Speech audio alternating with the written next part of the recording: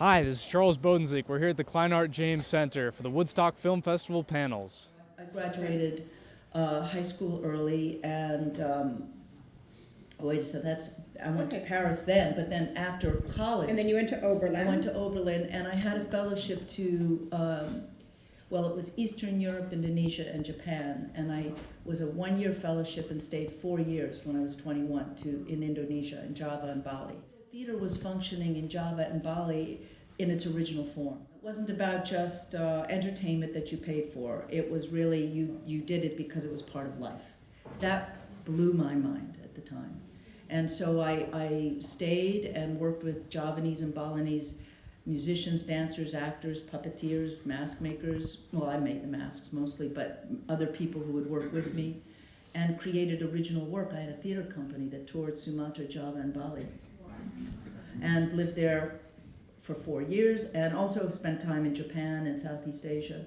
So that's the really formative, most important part of my life, I would say, would have been that time that I didn't know when I would go home. Most of the work that I did before Across the Universe, if you look at it, whether it's Frida in Mexico or Titus in Italy, or, it wasn't about my own culture.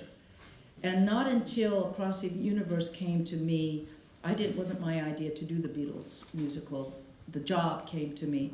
I hadn't really turned my lens on my own background as a teenager or in America in the 1960s, and the history and what my brother and sister and parents went through during that time. And so it's when you go out of your culture, you can see your culture with a much more interesting and objective point of view. And I think that's why, you have the Paris artists, the Americans who studied in Paris, or music or whatever. When you step outside, and that's what we do. That is our job, isn't it? That is our job, is to give a new perspective on something that might be very familiar to people. I don't think I've ever done a project in my whole life that I didn't feel I wanted to do.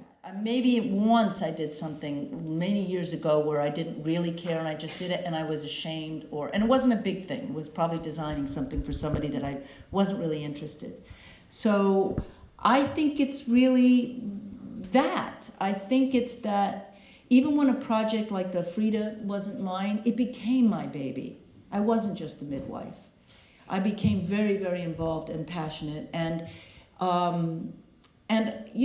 women, because I didn't ever used to really talk about being a woman. You get bored with that, and it goes on, and it's even now, it's like, oh, yeah.